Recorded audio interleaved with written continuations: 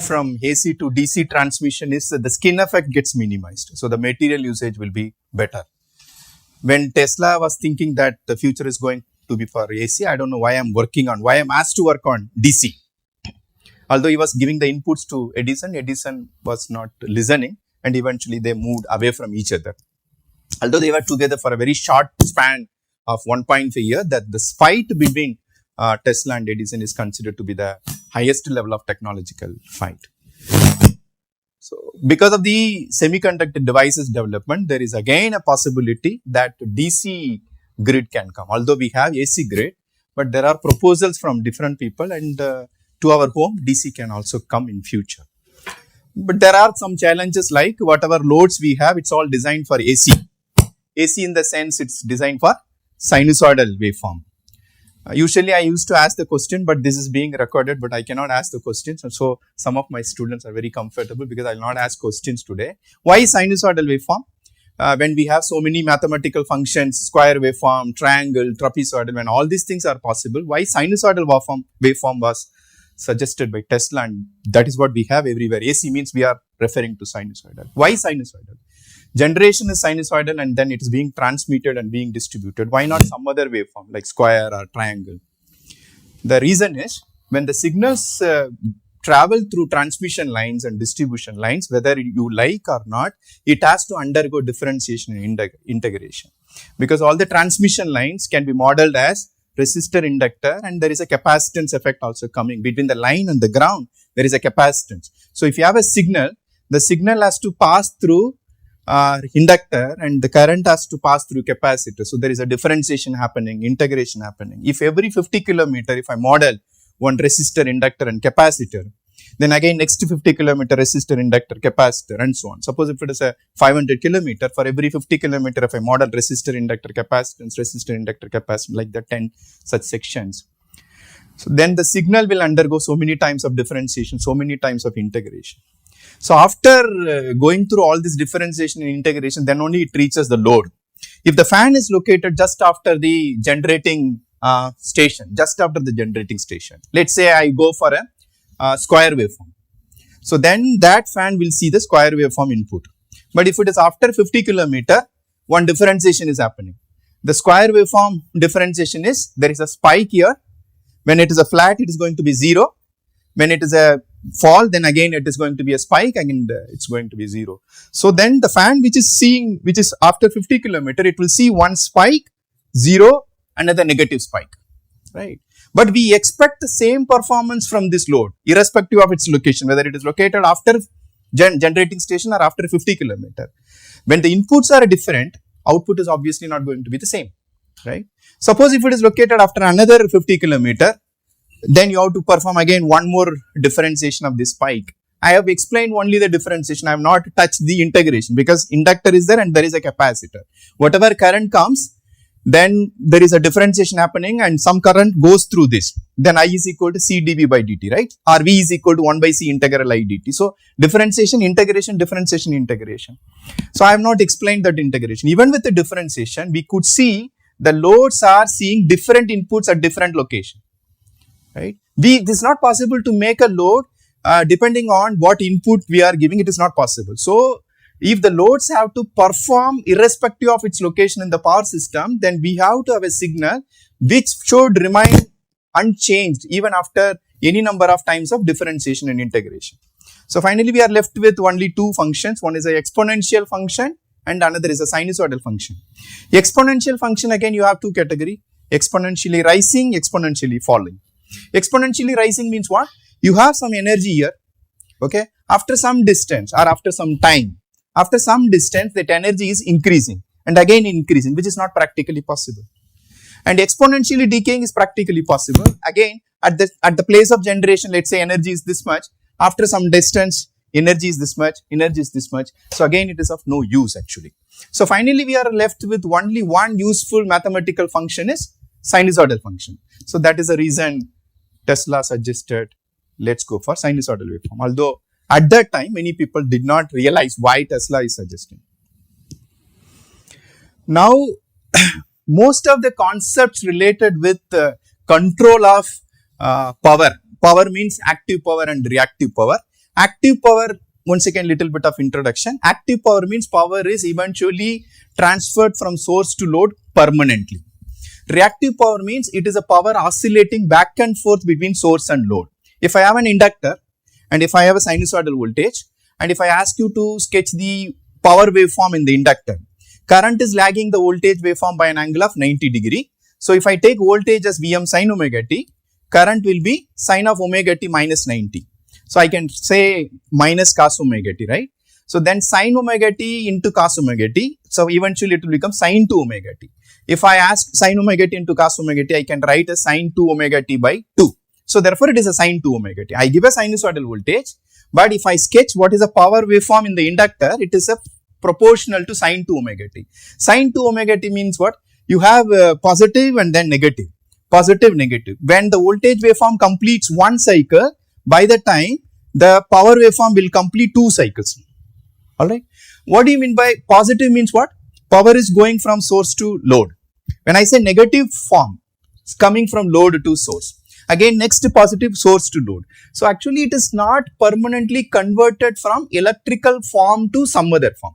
Whenever we say active power, whether it is a light, sound, heat, mechanical, all the things, power is permanently converted from electrical form to some other form. Mechanical, heat, light, sound and so on.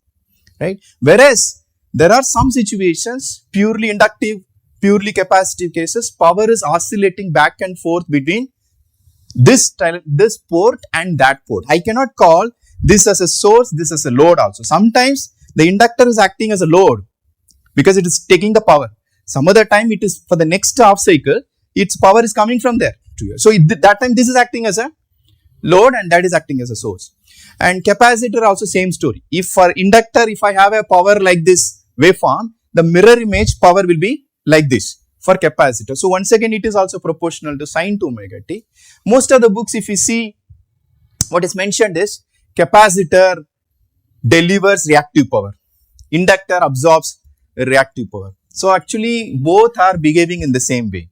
The power waveform is sin 2 omega t, both are behaving in the same way. Some convention, inductor and capacitor are complementing each other. That is how it has to be seen. It should not be viewed as if capacitor as a superior element and inductor is a inferior. Both are behaving in the same way. Sometimes inductor takes the power, sometimes it gives. Same way capacitor also takes, capacitor gives. So this active power and reactive power, the control connected with the power system. This course is about application of power electronics in power system. Energy system means power system. So control of active and reactive power. And then that basis comes from DC motor. So that is why I have projected this DC motor. So eventually you will understand that. And similarly for the working of induction machine, synchronous machine, you know, revolving magnetic field is there. So again that 3 phase we will have to convert into 2 quantities which are orthogonal to each other. Once again that is also linked with this. Field oriented control, vector control, all start from this. The same thing we are extending to power system application also. Although we are not talking about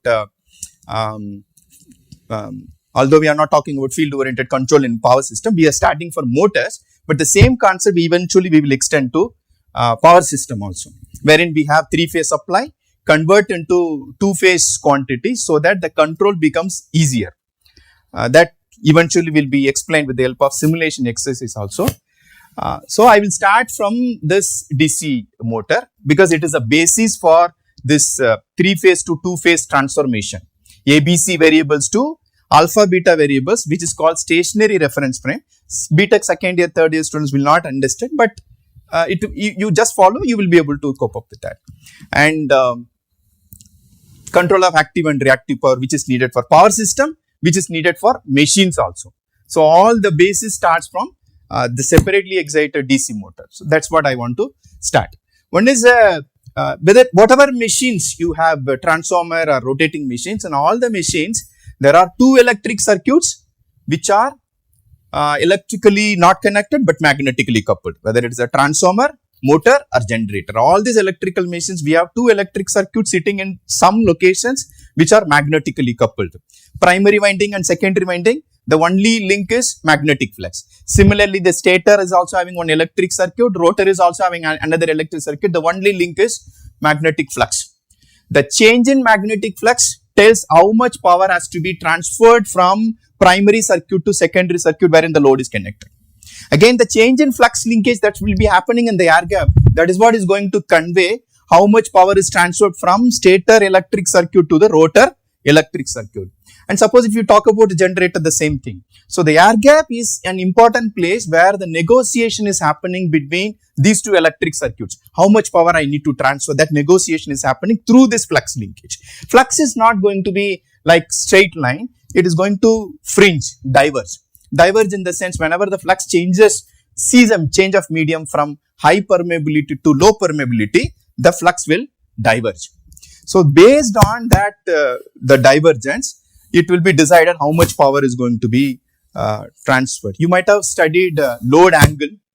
There are two, let's say north pole is here and south pole here. So what is the angle spacing between the center of the north pole and center of the south pole? If that is 0, then it is sine delta, which is equal to 0. 0 is not possible because for all practical system, there is a little bit of delta. The moment you add some more load to the shaft of the rotor, then this angle further increases. As the angle further increases, sine delta also increases. Therefore, more power is being converted from one form to another form. Electrical to mechanical, if it's a motor, mechanical to electrical, if it's a generator. At any stage, if it is not all right, you please raise your hand and then interrupt instead of postponing to the last minute. We have two circuits. One circuit is referred as a armature circuit and another one is called the field circuit. Now, field circuit, it could be either electromagnet or it could be a permanent magnet. Electromagnet in the sense, you will have a winding wound over the core. The same thing comes here and finally you will be getting two leads out of that. You will give a DC supply plus minus, then one side becomes north pole and another side becomes south pole. Suppose if you don't like that winding and then ohmic loss in the winding, you want to make it an efficient system, remove that electromagnet, make it a permanent magnet. So then it need not be energized. Whether it is a motor, generator, transformer or any power system also, magnetic field is needed or reactive power is needed. Here I will use the word magnetic field is needed. A current carrying conductor kept in a magnetic field experiences force. If a conductor is moved in a magnetic field, EMF is induced. If you look at these two statements, working principle of motor, a current carrying conductor kept in a magnetic field experiences force, motor. And if a conductor is moved in a magnetic field, EMF is induced. That's a generator. So in both the cases, if you see the sentences, magnetic field is mandatory. Okay. So magnetic field in the sense reactive power, right? The same thing you can say for power system also, reactive power is needed for the transport of power from one location to another location. Now, let me talk about the basic working principle. From then, how we are going to DQ, ABC to DQ transform, 3-phase to 2-phase. That we will start with that. So, if you see that MMFs, which is due to the field excitation that is pointing in this direction, and MMF, which is because of the current in this armature conductors, at this moment, it is like this. Up to that is clear. Why it is like this? So, this one is pointing from north to south. And for the MMF produced by these currents, you have to keep the fingers in the direction by which current is going. So therefore, MMF vector, which is because of the armature current, it is pointing downwards. But with the time, the rotor is rotating. What will happen to this vector? Basically, this is a vector. What will happen to this vector? Yeah, there is a twist here. All the time, the conductors which are under north pole will carry the current like this. Once this conductor comes under south pole, the current direction will be reversed. So if I take a photograph, right now the rotor is stationary, I take a photograph. After some time, 30 degrees of rotation, let's talk about 360 degree, and we will go for every 30 degree of rotation, we will keep taking photograph. After 30 degree of rotation, what will be the current in the rotor conductors? It will be the same. Only thing is, if I give some different numbers, 1, 2, 3, 4, 5, 6, 7, 14 conductors I have chosen, this 7 will come here. But if you look at the current in that conductor 6 here, it will be same. If it is not same, then you will not have unidirectional rotation. Basically, externally I give a DC supply, but the current in this conductor, in any conductor, it will be alternating. It's a cross here, after some time it's dot. After few degrees, once again after 180 degrees, when it comes under north pole, again it will become cross, dot, and so on.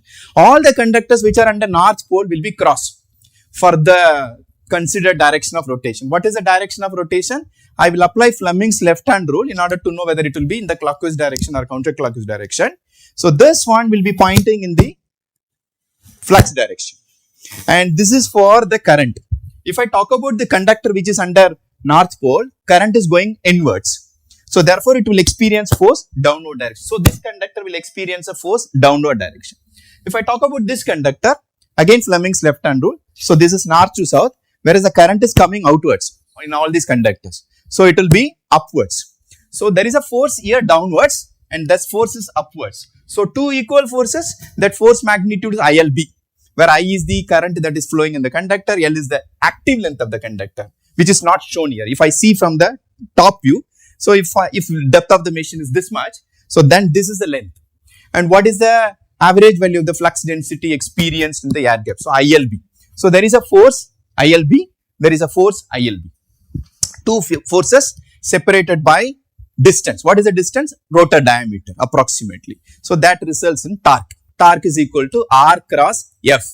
So eventually, because of the torque, it starts rotating in the counterclockwise direction. If we have decided the rotor to rotate in the counterclockwise direction always, that time all the conductors which are under north pole should carry the current perpendicular to the screen and inwards.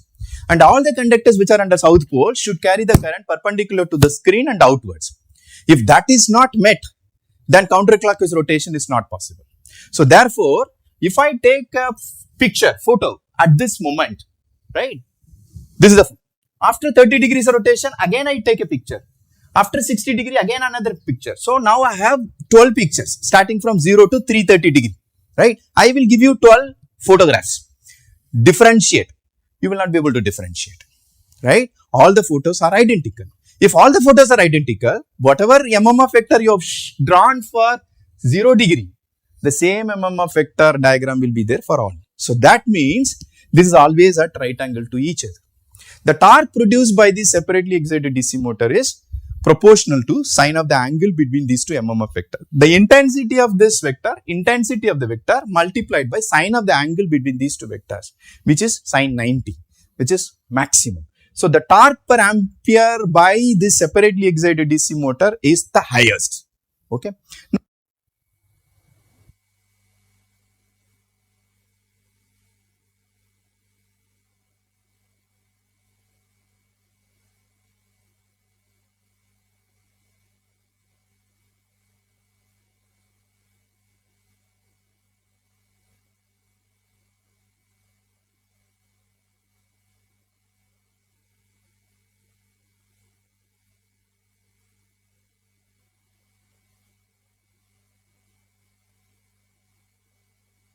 Up to what you captured?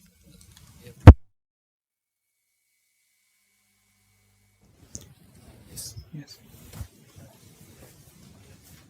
For the separately excited DC motor, I don't know up to what it was captured. We have 12 photographs, 0 to 330 degree, 12 photographs. So all these photographs are identical. Therefore, we have this vector diagram like this. So the angle between them is 90. Therefore, the torque produced by the motor is maximum, sine of 90 maximum. When it's called a DC motor, I said the current in any conductor is alternating. If I put a current sensor and capture the current waveform and see it in the oscilloscope, it will be positive and negative. Okay. Positive and negative. Who is doing that positive and negative? Commutator. Commutator is a beautiful mechanical system which does the conversion from the externally applied DC to AC. Okay. It acts as inverter in case of motoring mode. The same commutator, it will convert the internally induced voltage to DC in the load as a AC to DC converter, rectifier in case of generating mode. So the commutator acts when you give electrical power, it does DC to AC conversion. So commutator acts as an inverter, mechanical inverter. If it's a generator, then it acts as a DC to AC. Sorry, AC to DC rectifier. Right? It's a beautiful mechanical system. So once again, based on this, starting from DC motor, the brushless DC motor, permanent magnet synchronous motor, all that, the starting point is a separately excited DC motor. But we want to push this armature circuit instead of rotor, we want to keep it in the stator, right? But we have to give alternating current. So with the help of that mechanical commutator, whatever you have a DC machine, take the mechanical commutator, remove it, put an electronic commutator in the sense inverter, right? So with that, the life of the machine goes up, okay, because the high currents are carrying circuit among this field and armature is armature. Even if you see some 3 HP machine, if this is a 2 ampere current, this will be around 10 ampere current. So keeping the high current carrying circuit in the stator, the cooling will be better, life of the machine will be better. So BLDC motor, PMSM all originate from this DC motor. So DC motor, once again, that is about one class of motors originated from DC motor. Then now we are going for controlling of these quantities. Here in case of motors, I will use the word field producing current component, torque producing current component. But the same thing if I extend to other applications like power system, I will use the word active power and reactive power. So once again, all this control originated from the separately excited DC motor. Any question from BTech second year, third year? Hanji. Sir, the number of conductors which are running outward or inward, they are same. So how the torque will produce? Okay. So if I see these two conductors, it will be like this, right? And again, these two conductors diagonally opposite. I am choosing a 2-pole machine. So this is like this. So, but the net balance becomes zero, na? Because the number of downwards and upwards. No. When you want to have a rotation, if you have a cylinder, if you want to rotate, you will apply force like this, and this has to be like this. It will not be same direction. Torque is connected with two forces acting in the opposite direction, separated by some distance. Suppose if two forces are acting at the same point, what you are saying is then somebody is pulling like this, somebody is pulling this way, right? Then the net force acting on that point is zero. But torque is one force is acting here, one force separated by some distance. Do you follow? Suppose if both the forces are acting downwards, right? Then the complete cylinder will go down. But we don't want. Even if you while rotating also, you will do like this. Right? Actually, you require two forces acting in the opposite direction. But there has to be some distance. If the distance is not there, then whatever you are saying, agree. Two forces acting in the opposite direction. So net force is zero. So it is not going to move anything. All right. Any other question? Okay. So the starting point is the separately excited DC motor. Now we will move to understand that ABC 3-phase to 2-phase variables, we will go to induction motor and synchronous motor.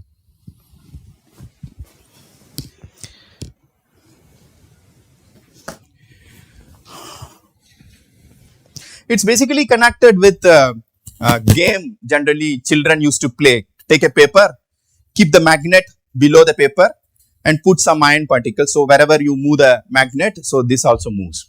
Now, two motors we have, one is a synchronous motor and another one is an asynchronous motor. Synchronous motor is a motor which produces stable torque only at one speed. That speed is synchronous speed. Asynchronous motor is a motor which produces stable torque at any speed other than synchronous speed. Asynchronous motor is also known as induction motor. Alright up to now? Okay. Now, the child is moving the magnet. Okay. So, that similar effect we need to create here. We want a magnetic field and that magnetic field should travel. Should move. Most of the books they write revolving magnetic field, rotating magnetic field. Instead, I recommend you to use the word traveling magnetic field. Rotating magnetic field, if you see, you are saying that in the air gap, there is a north pole, south pole is created, then that north pole, south pole is moving. What do you mean by north pole, south pole? There is a flux lines will be like this, one profile and again one profile. So, the flux is starting from stator, crosses the air gap, rotor, and once again goes back. If I say this location is north pole and exactly opposite. So this is south pole. So this north pole, south pole, it will be moving like this. Then you have the rotor. Then that rotor, some EMF is induced, and then the current starts flowing. Then that results in a magnetic field. Now two magnetic fields are created. One is created by the external supply, and another magnetic field is induced because of the induction, because of the relative speed between the magnetic field that is traveling and the rotor, and eventually you have two magnetic fields, and those two magnetic fields that result in the interaction between the two magnetic fields, which is similar to that of DC motor. We are once again we have a torque produced and then rotation. So this magnetic field should move. This is called revolving magnetic field. But the same concept is being used in magnetically levitated train, right? So wherein there is no rotation, there is a linear motion. So what is being done?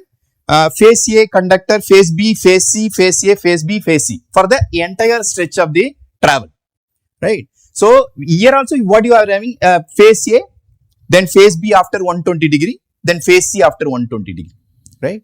So the same thing cut and put in a linear fashion, A, B, C, A, B, C and so on, and you give a three-phase supply. Now magnetic field is created and the magnetic field is traveling, and the bogie, so that is being lifted and that is also traveling that. So I cannot use the word rotating magnetic field there because there is no rotation.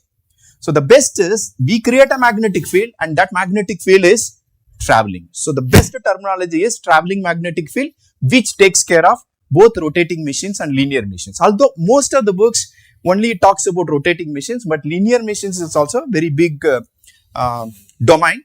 Even magnetically levitated train is better, but the concept is once again the same thing. Create a magnetic field and that magnetic field is not stationary and it is moving with the time.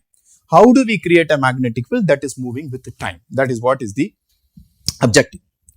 You might have studied a popular course called Signals and Systems. So there is a requirement on the signal side and there is a requirement on the system side. System in the sense machine. I have a machine. In that machine, I should have polyphase winding. I will start with the three-phase winding. That three-phase winding should be a balanced winding. Balanced winding in the sense more or less the same impedance. And second requirement is the magnetic axis of all those three windings should be displaced in space by 120 electrical degrees. I use the word electrical degree because there are many degrees, electrical degree, mechanical degree and so on, and here we will refer to electrical degree. What it means is, if I have the phase A, if the conductor carries a current downwards, inwards and outwards, right, inwards and outwards. So therefore, the vector produced by this current will be pointing in this direction. MMF vector produced by this current will be pointing in this direction. After 10 millisecond, if I consider 50 Hz supply, 20 millisecond is the time period. For 10 millisecond, this will be the direction. After 10 millisecond, this is going to be dot and this is going to be cross. Then MMF vector will be pointing in this direction. And even for the 10 millisecond, if I see, it's not going to be DC current. It is a sinusoidal varying. So that what it means is, this cross means what? Going inwards, right? So this cross is initially nothing and cross is increasing in size, okay, 90 degree, then decreasing, current is decreasing, the cross is decreasing in size. After that it becomes dot, again dot is increasing in size, right, then dot is decreasing in size, then it becomes a cross. Do you understand what I'm saying? So this MMF vector, that length of the vector depends on the intensity of the current, and the direction depends on whether it is a cross or a dot. Okay, even the current, why it is given the notation I instead of C, long back initially it was projected as intensity of electricity. So that's the reason current is given the notation of I. After that, no, they did not have time to change the notation of current, and so many papers, journals, everything had come. So we are continuing with I. So this is the vector produced by the phase A. And similarly, for the convention of the current in the phase B, cross dot, so it will be pointing like this for the convention. When this becomes a cross, this will be changing like this, and similarly for FC. So we should have three windings, and the windings are kept in space such that the magnetic axis of all the three coils are displaced in space 120 degree with respect to each other. When I say 120 degree, I am referring to electrical degree. Right now I am showing for a 2-pole. Therefore, this electrical degree is same as a mechanical degree. Suppose if I have a 4-pole, what I want a north pole here, south pole here, north pole here, south pole here. Do you understand what I am saying? North, south, north, south. So if I have a conductor and if I move the conductor in this 4-pole machine, okay, when it crosses north, let's say positive, when it crosses south, negative, when again crosses north, positive.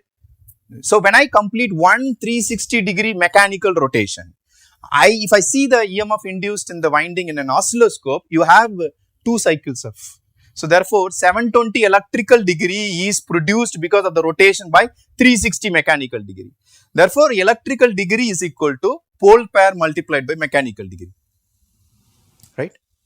If I have a 10-pole, I will get 5 cycles. So electrical degree 5 into 360 I am achieving by moving by 360 degrees. So electrical degree is superior than mechanical degree. I mean, as far as this relation is considered, electrical degree is equal to greater than mechanical degree by this number p by 2. Right now I am showing for 2-pole. So that is the first requirement on the system side. Such a system of windings, if it is energized by a balanced 3-phase supply. Balanced 3-phase supply. Balanced 3-phase supply in the sense either 3 voltage signals or 3 current signals displaced by 120 degree. There I will not use the electrical or mechanical. Whenever we talk about signal, there is only 1 degree electrical degree. There is no concept of mechanical degree. So you see in the oscilloscope 120 degree shift is there. Such a balanced supply, if it's given to this balanced winding, then it results in a traveling magnetic field. So the derivation I am skipping. The MMF produced by the phase A current, right? Sin omega t sin theta. Now the MMF produced by the current in the phase B, sin of theta minus 120. Because phase B is displaced by 120 degree. This theta is because of the distribution of conductors. And this omega t minus 120 is because of the signal displacement. We are introducing 2 shifts. One shift in the signal, one shift is actually made in the machine. So this theta is because 2 independent variables are coming. One variable is due to the space and one variable is time. We cannot simply write theta is equal to omega t as we write in other situations. But here we have 2 independent variables. One variable is because of the air gap space and another variable is because of the signal displacement. Now I don't care about the individual MMF vectors. I want to finally what is the resultant MMF vector. So that's what we are doing, the summation of all this.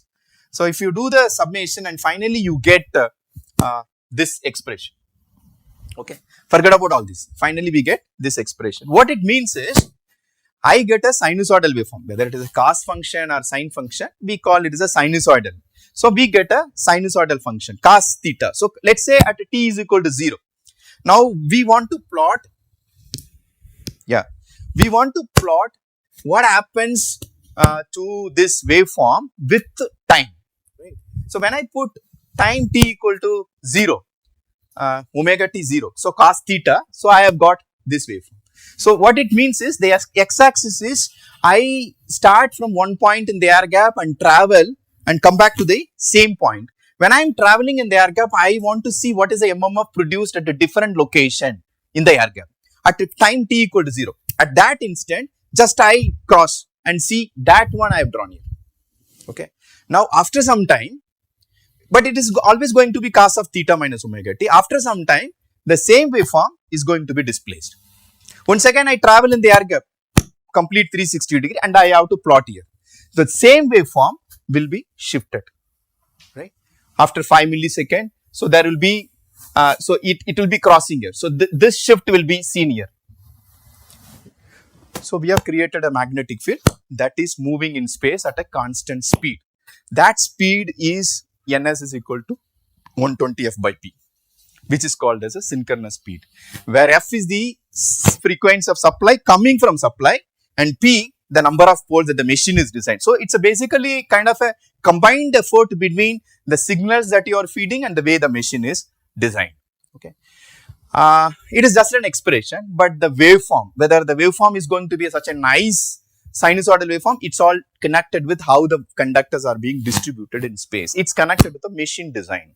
One thing is the signals that's coming from the grid, or it is locally generated with the help of photovoltaic system, convert the DC into AC, or with the help of wind energy conversion system, all that. And finally, you put appropriate filter and make a nice sinusoidal waveform. But nice sinusoidal waveform is balanced three-phase supply is being fed. But if the machine is not designed properly, right, you will not get MMF waveform, whatever I have shown in the previous cos of theta minus omega, that will not be a nice sinusoidal waveform. Is that clear? So, one is taking care of the signals, and another one is a machine design has to be done properly. So, since we keep conductors in different slots in the machine, so there is a possibility that MMF profile will be like a stepped sinusoidal waveform. Okay, and we have another term to refer that variation of that sinusoidal waveform with regard to theta, that is called space harmonics. Whenever we talk about harmonics, all the time we refer to the imperfections that are there in the signals, which we are seeing in the oscilloscope. Now there is an imperfection that is seen in the air gap. That imperfection is because of the signal that we are feeding and because of the machine design. If you have taken care of the imperfection in the signal, now the imperfection is only because the way the machine is being designed. So now we have two harmonics, time harmonics, which is in the signal, and space harmonics. Some authors refer it as a slot harmonics also, but I prefer space harmonics, time harmonics and space harmonics. So we have created a traveling magnetic field. I will show a little bit of simulation.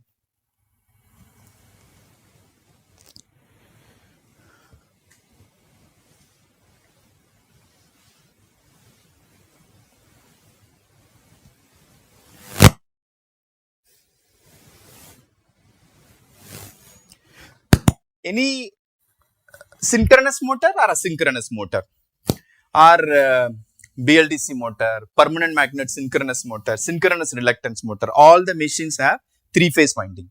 So we have said whatever I said, phase A, phase B, phase C. So the three-phase winding, when it is now there are two requirements. So this is about three windings, and it is being energized by a three-phase supply. Although I have explained this, but I want to show this with the help of this animation, right? The current IA is being fed to the phase A. I will use the word IA here, phase A here. Phase means winding, and IB is being fed to phase B, and IC is being fed to phase C. So all these currents and voltages are scalars. So they don't have any kind of variation in space. It's all varying just with the time.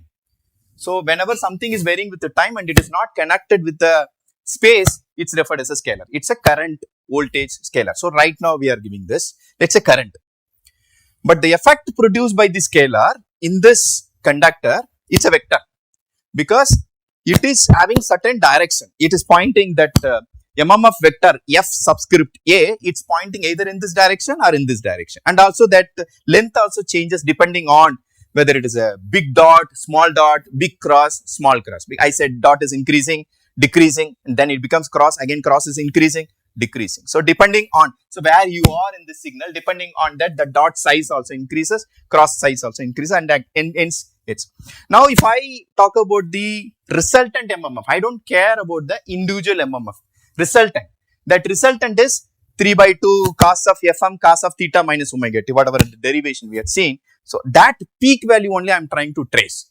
I am not able to represent all the points here. I am just tracking where is the peak point. Peak point at omega t equal to 0, it's here, cos of theta, right? So afterwards it's here, right? And it is peak point. Basically it is the same sinusoidal waveform, and that waveform is getting advances in space. So this is how it's created. Any question? Okay. Now this resultant MMF vector, I want to decompose into two coordinates. Generally we are very comfortable with the graph sheet x and y axis. Okay. We want to find out what is the projection of this quantity on x axis and y axis. So starting from a three phase, we are moving to two phase. That is called Clark transformation. Three phase to two phase. The projection of So I am taking one axis, alpha axis and beta axis, horizontal axis, vertical axis. Projection of this resultant we got in the previous slide. This projection I keep doing on the horizontal axis and vertical axis. So then that quantity with respect to time I want to plot. Okay. So if something is rotating, let's say it's here, what is the projection of this point on the horizontal axis? It's maximum. When the same thing comes here, it will be 0. When the same thing comes here, -1, 0. Right. Now the projection of this on the vertical axis, when I see from this point, it's going to be a dot. When it's coming here, it's going to be maximum. So one will be cos theta and another will be sin theta. So that is what you are seeing here. Okay. So 3-phase transformation to a 2-phase transformation. And since the reference axis I have always fixed x axis and y axis, instead I am saying alpha axis and beta axis. Since it is fixed, you will have a constant amplitude sin theta and cos theta. Okay. This is called stationary 2-phase reference frame. Okay. Clark transform. Then now next is, I have chosen x axis, y axis or alpha axis, beta axis, and I want to rotate this also. Now it is a rotating reference frame. Usually we draw graph x and y, right? That's a stationary reference frame. But with the time, I want to rotate this also at the same speed as that of this resultant magnetic field. So now let's say at this point, I have to take a photograph at any instant. So suppose if this is alpha and this is beta, and if I am moving, if I am running along with that revolving magnetic field, basically that x and y axis, if I am rotating at the same speed, whatever was the value of alpha quantity and beta quantity at a time t equal to 0, the same intensity I will experience every time, if I am traveling at the same speed as that of the speed of the magnetic field. Is that okay? Suppose if the speed difference is there, then once again you will have, depending on the speed, that speed difference will be reflected in the resulting quantity. So right now I will go at a same speed. It is called synchronously rotating reference frame. Okay. That is a Park transform. This x and y axis, which is considered as a reference frame, that is also rotated at the same speed. And whatever was the value of the projection of this rotating magnetic field quantity on the x and y axis at a time t equal to 0, whatever I considered, if I am traveling at the same speed, the same value will be seen. So one is a constant. It is unfortunate thing that it is chosen exactly at 40 degrees. So that is why you are getting d and q quantity same. You instead of 45 degree, if it would have been some other degree, so let's say d will be like this, q will be somewhere here. Understood? Okay. So this d component, which are at quadrature to each other, d axis and q axis, instead of alpha beta is used for stationary reference frame and dq is used for rotating reference frame. These two quantities are orthogonal to each other. Now you go back to separately excited DC motor. The field MMF vector is like this, armature MMF vector is like this. So they are quadrature to each other. Okay. Now the torque is proportional to flux and current, right? So this field MMF corresponds to flux, and this is about the, so this is called flux producing current component, and another one is called torque producing current component. Okay. Now if I extend that to, instead of motor, if I go to some other system, one quantity I will call as a active power and another quantity I will call as a reactive power, right? If I take resistor and inductor in series or in parallel, I will go for resistor and inductor connected in parallel. I am giving a supply voltage. So I will take, since voltage is common to both resistor and inductor, I will take it as a reference. Current through the resistance will be in phase with the voltage. Current through the inductor will be lagging and by 90 degrees. So now current through the resistor and current through the inductor, both are parallel. So this is active power, this is the reactive power. V multiplied by this current, active power, V multiplied by this current is a reactive power. From the supply, both are drawn, active power and reactive power, or the supply should take care of the requirements of the resistance as well as the inductor. So we want to decouple the resultant current or resultant MMF in quadrature directions orthogonal to each other, and one quantity is referred as the active current component and another one is referred as the reactive current component. Any question? So motor also we want to control.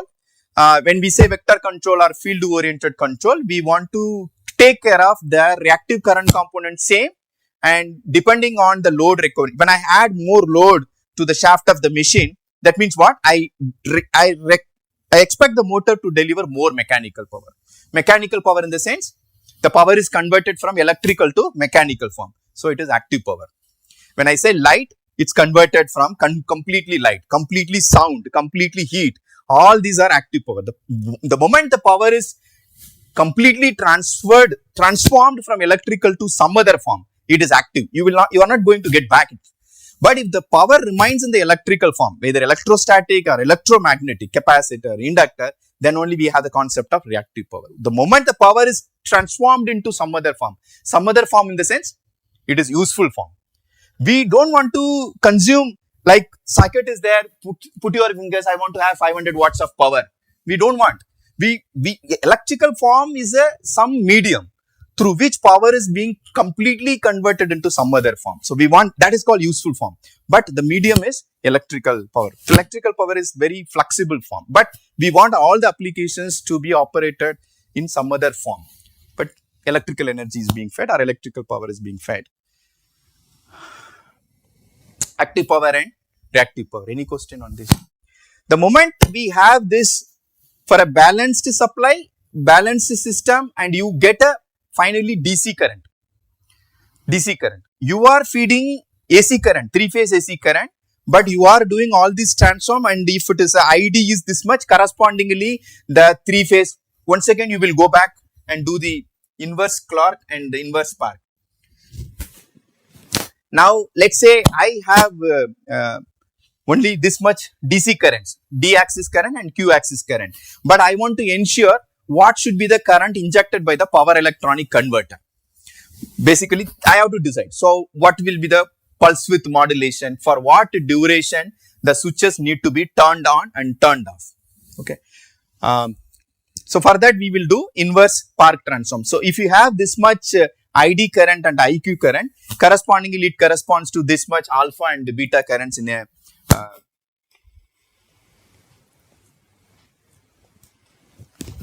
and to have for that ID and IQ, fixed DC values of ID and IQ, and eventually this should be the 3-phase currents. So this 3-phase currents need to be produced by the inverter. Inverter is being connected with the motor, or inverter is being connected, synchronized with the grid. So this much currents have to come to decide this much. If I talk about a motor, this much flux producing current component, this much torque producing current component. If I decide about the power system, if I want this much active power, this much kilowatt, megawatt, and this much reactive power, kVAR, MVAR, to have that much active and reactive power, what should be the corresponding currents? To get these currents, how do I turn off the switches? Basically, the control algorithm, everything. Any question here? Which one? No. Everything is in electrical. So what we do, I will talk about power system. Okay. So there is a grid. The grid is being strengthened by thousands of generators. The generators are starting from thermal power plant, hydropower plant, nuclear power plant, solar photovoltaic, wind energy conversion system. So finally all the power is being synchronized with the grid. Now we have the grid. Now there is a generator. Generator in the sense, let's say solar photovoltaic, then DC to AC converter. So now we have a 3-phase waveform. This 3-phase need to be synchronized. Phase A should be connected with phase A, phase B, phase. So we will have to take care of all the 4 conditions: same phase sequence, same voltage amplitude, same frequency, and same phase. Same phase in the sense, if the grid supplies one sinusoidal waveform, out of this inverter, solar photovoltaic inverter, again one sinusoidal waveform. This is a phase A, that is also phase A. But when this is crossing 0, that also should cross 0. If this is at 10 degree, but it is at 0 degree, if I connect, then there is a potential difference between the signal coming out of this local inverter and the grid. Then once again, there is a potential difference circulating current. We want all these to be synchronized at the same instant. Now, these quantities, I will bring it to the control algorithm, which is made in your platform, whatever is the platform, MATLAB or DSpace, LabVIEW and so on. Now these three-phase signals you are bringing it and you are going for alpha beta, stationary reference frame. All these transformation you are doing like a Laplace transformation and so on. So you are bringing it and you are having I alpha, I beta. Actually, you require IA, IB, IC. That is what we want to feed it to the grid. But I want to bring it to I alpha, I beta. Then I go to ID and IQ. Okay. And I put a reference value for this much active power, this much reactive power. One, out of this D and Q, one represents active power, another represents reactive power. So this one, to get this much active and reactive power, what should be the corresponding IA, IB, IC? Eventually, the signals that we have, this is a real. What we are doing is a kind of a manipulation we are doing. With that manipulation, what is the advantage? The active power and reactive power, which is supposed to be continuously changing with the time. Active power that is fed to a bulb. Let me talk about a bulb. I am representing by a pure resistance. I give a sinusoidal voltage. Current in that resistance is a sinusoidal current. If I multiply this voltage and current, it will be, the waveform will be like this.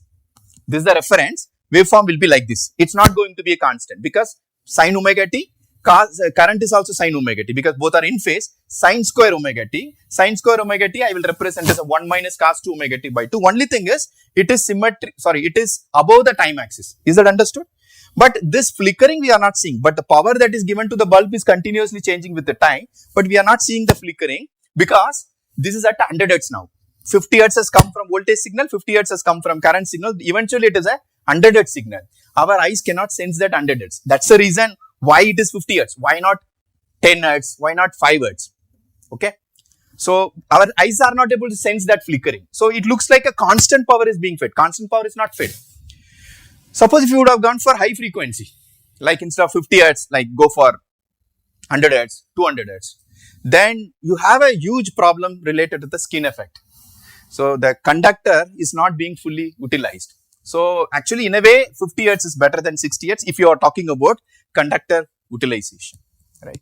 So somewhere we have to stop. So this, you can say that optimum frequency 50 or 60 Hz. If you reduce it, then we will be able to see the flickering. If you increase it, then it is not a efficient power system. I really don't know. Did I answer your question or I'm... Ek minute, you asked something else. What? Okay. So ABC is coming. I want to decide what is the active power and reactive power. So now I do this corresponding alpha beta quantity, DQ quantity. Once I make it a DC, active power and reactive power is continuously changing with the time, but I am doing a manipulation ID and IQ, DC. So now I have a control system. So this much 5 ampere is ID, IQ is 3 ampere. Now it is easy for me to control. Once I get that control, let me say I am getting some error, then I will have to do some changes. So then once again I will convert into I alpha, I beta, IA, IB, IC because this is what I need it actually. Do you follow what I am saying?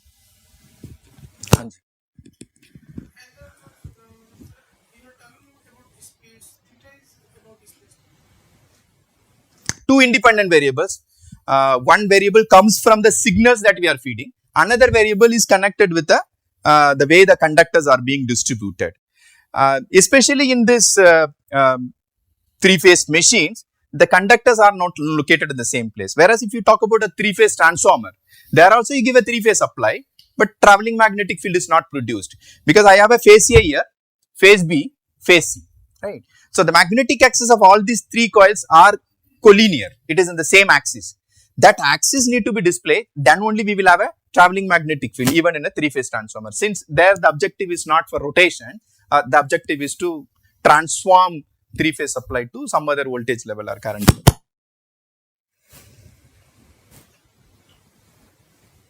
Anything else? Gentlemen, some simulation.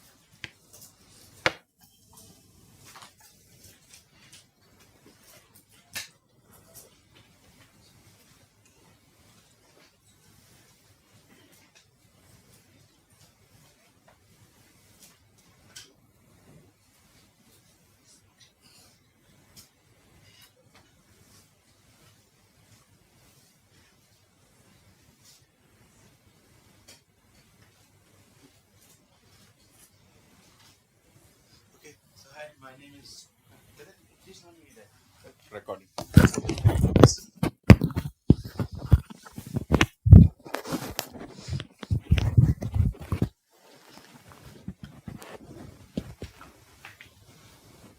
Hello. Hello everyone. My name is Anshul Avasthi and I am PhD third year student in IIT Gandhinagar. And I am working under Raghavan sir. Okay. So far in the morning session, Professor Karimi came to this point that when you model the system and you come to this point, you know that this is how current is controlled using modulation index. So this is open system. Open system. You put any value of m, you will get certain amount of I depending on this VB, VA, and L and R values. If you want to control it in closed loop manner, then this is going to be the system where reference value and actual value will be the error will be passed through controller, and that controller will be giving you m, and then the rest of the transfer function will come in the picture, and this is how you will get it. Now the point is, if this current is DC, if this is the nature of the current, whether it is DC or AC, the time when you select the controller, whether it's a single order or second order, third order, multiple order, it actually, who will decide this? The nature of the signal, correct? So here, since you are talking about DC-DC converter, so current is going to be DC only, and you can simply have a PI controller. How this PI controller is selected, though he will cover, but for this presentation I put some equations. The closed loop system, if you see the open loop gain, it will be VA times 1 upon SL plus R. This is open loop gain, and this is also known as loop gain, L. Using this loop gain, if you see the closed loop response, then closed loop response is L upon 1 plus L. CS, YS is the output, XS is the input. In what condition YS is going to be equal to XS without any error? Though it is written, only one condition, L should be infinite. If L is infinite, Y will be exactly XS, and there will be no error. This is what you want. If you are giving any command, you want that the actual current should be very equal to the commanded value. Okay, for that you should have L, the overall loop gain should be infinite. Okay, now the loop gain in our case, in the morning session, it is VA times 1 upon SL plus R. We have added one compensator, and that compensator is having its own transfer function, which is CS. So now new loop gain becomes CS into VA upon SL plus R, and this we want this LS to be infinite. Okay, and I know that current is going to is DC in our case. So in case of DC, we can use simple PI controller, which is Kp plus KIYS. So CS is KPS plus KI upon S. If you put in this LS, we can simply say for DC there is omega is equal to 0, S is equal to 0 for DC signals. So for DC signals, LS is going to be infinite. If you are using simple PI. So definitely for DC quantities, PI controller will work very fine, and it will not give any error. How it will not give any error? Because L is infinite. Why L deciding this? Because CS upon RS or YS upon XS is L upon 1 plus L. Please feel free to ask anything related to this. I want you people to learn. मुझे time लगा सीखने में, मैं चाहता हूँ जो मैं यहाँ पे बता रहा हूँ आपको आए. Okay. In this type of system where 1 upon SL plus R transfer function is there, I will tell you the Kp and Ki you can directly put and it will work. If 1 upon SL plus R is there, you choose the time constant, which is generally 2 millisecond to 5 millisecond in case of power electronics converters, or take 0.5 to 5 millisecond, and choose Kp is equal to L upon tau and Ki is equal to R upon tau. You have tuned your inner current control. Okay, this is thumb rule: L upon tau and R upon tau. Since here additional variable came Va, so we need to compensate that. That's why Kp is L upon Va into tau and R is equal to Ki is equal to R upon Va upon tau. If you put these values Kp and Ki in the Ls, you will come to know that Ls becomes first order open loop transfer function, and the closed loop response of first order transfer function is 1 upon S plus tau. After 5 tau time constant or 6 time constant, 10 time constant, this is going to be 1. I star is going to be I. And in every control, whether it is grid connected, grid forming anything, you want this error to be 0. Okay. Suppose this is the system, AC signals are there, which is controllable. It means that VA, VB, VC is coming from the 3-phase inverter, and this RL load is there, and you want to control IA, IB, IC. So the same, if you see the mathematical model, it is going to be same which is discussed in the morning session for AC also. The only difference is VA is going to be DC and VB is going to be either 0 in case of grid is not there, and if grid is there, then VB is going to be grid voltage. But the mathematics is going to be same. So to make this closed loop system, the same structure will be there. Now the compensator is, what compensator to be used? Simple PI controller or something else? If you use simple PI controller will not work, because PI controller LS is infinite when S is equal to 0. It is not at all infinite when S is something omega into 100 pi. No, 100 pi, omega is equal to 100 pi. So it is not giving you infinite value. So definitely your steady state error is not going to be 0. So now you have, and second thing, three controllers will be there for each phase, A, B, C. So I have written that currents are of AC nature. Simple PI controller will not work properly. It will give you phase shift. It will give you amplitude reduction also, which is completely undesired. If you want to come out of that L, I want to intentionally want to make it infinite.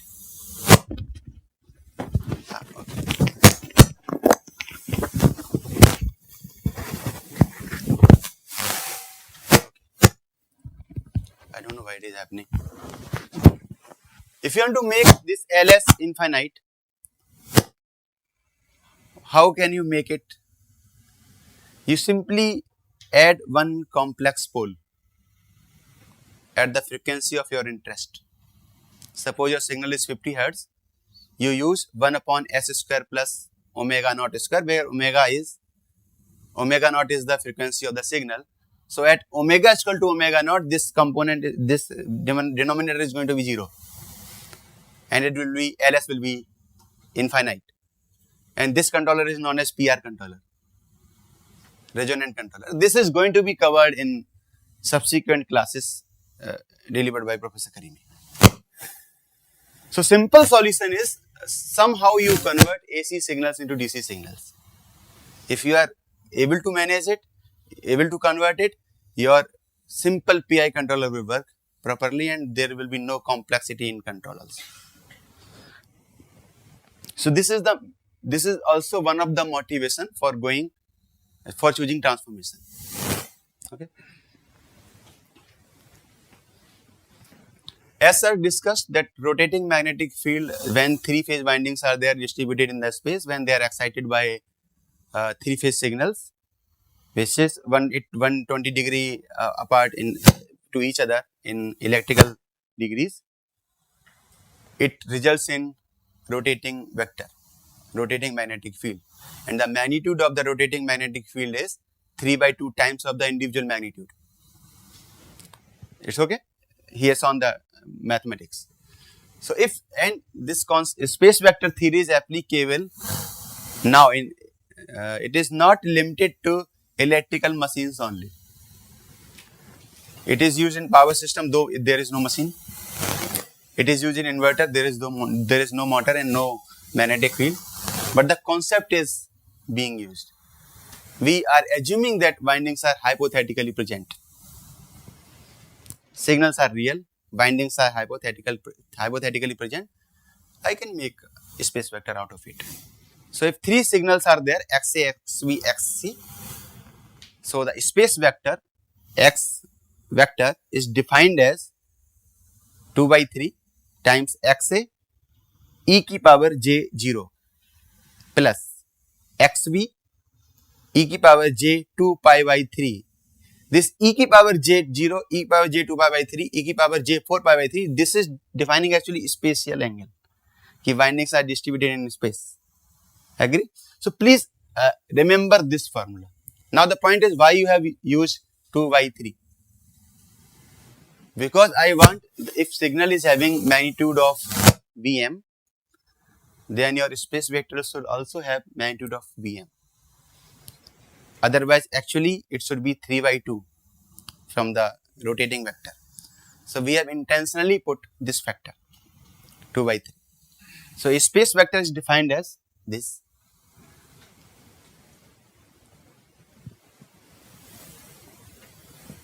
Okay, and when you will solve it, suppose x is equal to xm sin omega t, xb is equal to xm sin omega t minus 2 pi by 3 and then subsequently minus 4 pi by 3 or plus 2 pi by 3, you will find this space vector to be xm e की power j theta omega t plus theta e naught.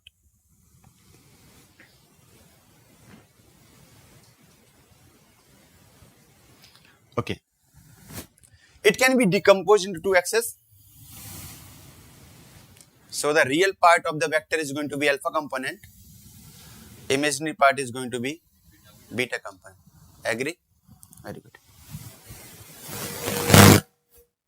Now I want to see the same vector with respect to another reference frame which is already rotating with theta r. Theta r is the angle, space angle, and that angle. So simple logic, if you are in train is running by 50 km per hour and you are at the ground, I ask you what is the speed of train with respect to you. It's 50. Now you are on the bike and bike is running at 20 km per hour in the direction of the train. What is the speed of train with respect to you? 30. How? The speed, you have reduced your, subtracted your speed from the train speed. Okay. The space vector was moving at omega. You are moving at omega rt or theta rt. What will be the space vector with respect to a new reference frame which is known as dq? So x dq is equal to x vector into e की power minus j theta rt. So minus j theta rt is nothing but you are subtracting your reference frame speed from the main vector. Agree? So if you put x space vector using this equation, xm e power j omega t plus omega e0, you will find this equation here. Whether this is not there, yeah, this is. And if you are choosing theta r very wisely, such that omega r is equal to omega and theta r naught is equal to theta naught, then this will give you something special. There is no imaginary term then. There is no imaginary term. If omega is equal to omega r, but you are not taking care of about initial value, then it will be DC. It will be DC, but you cannot guarantee which component will be 0, which component will be having some value.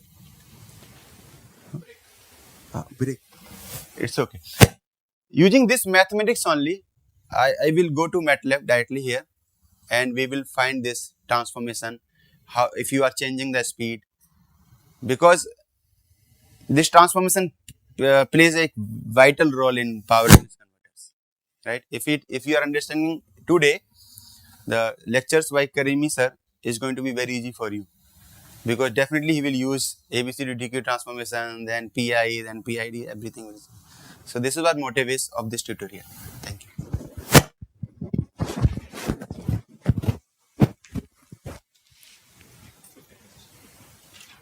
There is a tea break for 15 minutes.